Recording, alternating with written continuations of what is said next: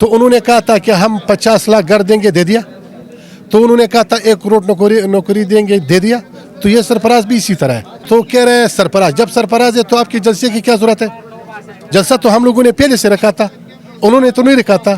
تو وہ تو مطمئن ہے جب ان کے نمبر بھی پوری ہے اور ان کی اتحادی بھی ان کے ساتھ ہے اور ان کے MNA بھی ان کے ساتھ ہے، تو پھر اس کی پریشانی کیا ہے؟ آپ بدحواس کیوں ہیں، آس حواس باختہ کیوں ہیں، اور آپ اس طرح مایوس کیوں ہیں؟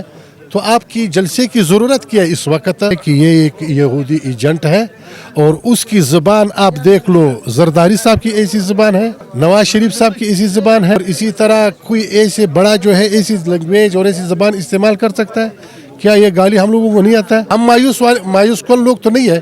ہم نے تو نہیں چھوڑنا ہے اس کو، کان سے پکڑ کر کے اس کو پھینکنا ہے اس کو. السلام علیکم ناظرین، HR نیوز کے ساتھ میں ہوں اسد الرحمان، اور اس وقت میرے ساتھ موجود ہیں علامہ صلاح الدین ایوبی صاحب.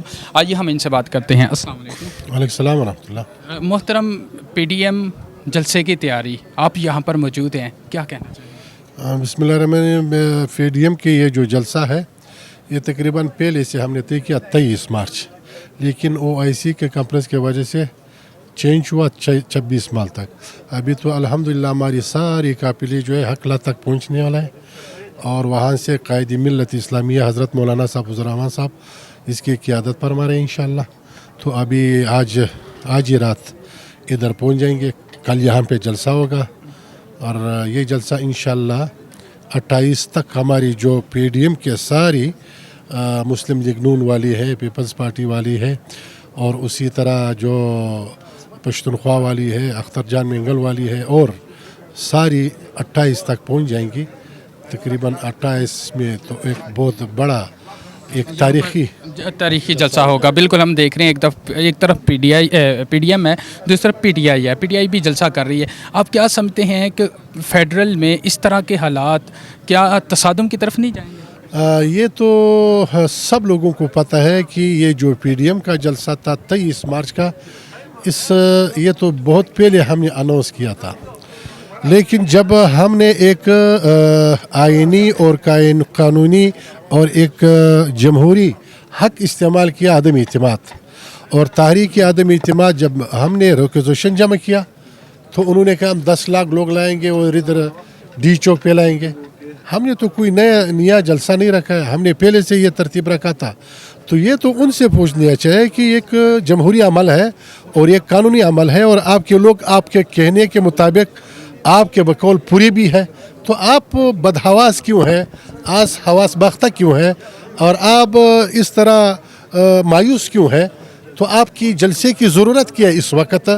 تو آپ پورا ہے اور آپ کہہ رہے ہیں کہ ہمارے ساتھ اتحادی بھی ہے اور ہمارے اپنے لوگ بھی ہمارے ساتھ ہیں. تو پریشانی کس چیز کے ہے اور جلسے کی ضرورت کیا ہے؟ ہم ویسے دیکھتے ہیں کہ جو حکومت ہے وہ اس طرح جلسے نہیں کرتی، لیکن یہ حکومت ہے پچھلے کچھ عرصہ سے جلسے بھی کر رہی ہے، اور اس میں مولانا صاحب کے متعلق وہ جو لینگویج یوز کر رہے ہیں اس کے مطلب کیا ہے؟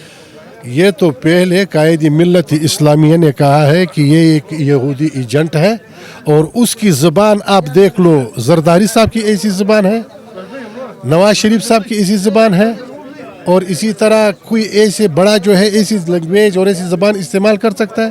کیا یہ گالی ہم لوگوں کو نہیں آتا ہے؟ تو یہ بدحواسی اور یہ مایوسی کی شکار ہے. ایک طرف ملک بدحالی کی طرف جا رہا ہے، دوسری طرف وہ جو حالت ہے انہوں نے ملک کی جو حالت رکھا ہے، اور وہ جو وعدے کیا لوگوں کو، وہ جو جھوٹ بولا لوگوں کو، اب سارے لوگوں کو پتہ چلا. ابھی اس کے اپنے جو MNAs ہیں تو انہوں نے کہا تھا اگر اتنی سی لوگ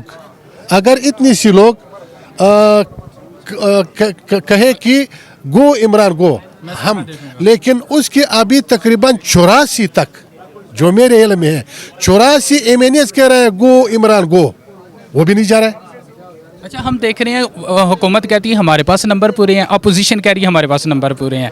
تو عدم اعتماد والے دن عمران خان کہہ رہا ہے اس سے پہلے میں ایک ایسے سرپرائز دوں گا جس سے PDM حیران ہو جائے گی. تو ایسے بڑے باتیں، تو انہوں نے کہا تھا کہ ہم 50 لاکھ گھر دیں گے، دے دیا.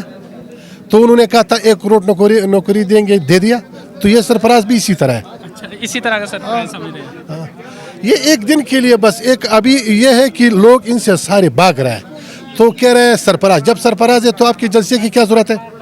जलसा तो हम लोगों ने पहले से रखा था, उन्होंने तो नहीं रखा था, तो वो तो मुतमईन है।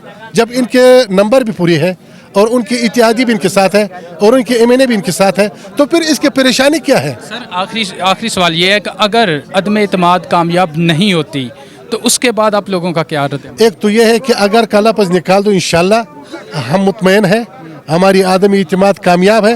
एक तो ये है कि अगर वो एक गैर कानूनी कदम वो उठाए तो हमारी जदोजहद तो जारी है, हमारी तसलसल तो जारी है। हम मायूस कौन लोग तो नहीं है, हमने तो नहीं छोड़ना है इसको, कान से पकड़ करके उसको फेंकना है उसको। मंडे तक आप इधर ही हैं? इंशाल्लाह मंडे है। अब एक तो यह है कि पहले हमारी आदमी इत्तेमाद कामयाब हो जाएगा, और अगर हमारे साथ कोई ऐसे गैर कानूनी और गैर आईनी काम हुआ तो फिर उस वक्त हमारी सरपराज वो देख ले कि हम क्या सरपराज उसको देंगे। नहीं, असल मसला ये है कि अभी जो हमारी ये तरतीब है, हमने बिल्कुल वो इत्तेफाक से एक चीज़ तय किया है और उसमें हम मुतमईन हैं, 100% मुतमईन हैं। इंशाल्लाह ये मौका नहीं। पीपल पार्टी आ रही है उधर से, जी, लेकिन उनके कुछ हैं लोग, वो कह रहे हैं हमें इस तरीके का हुक्म नहीं मिला कि हम बंदों के साथ लेके हमारे खास बंदे। नहीं, उन्होंने हमारी पहले पीडीएम वालों ने रखा था, जाहिर बात है वो पीडीएम में नहीं थे, लेकिन उन्होंने हमारी हिमायत किया है। हमारे किया, बहुत शुक्रिया जी। नाज़रीन, आपने समाअत किया। हमारे साथ मौजूद थे अल्लामा सलाहुद्दीन अय्यूबी साहब, जो अपने ख्यालात का इजहार कर रहे थे। अपने मेज़बान असदुर रहमान को इजाज़त दीजिए। अल्लाह हाफ़िज़।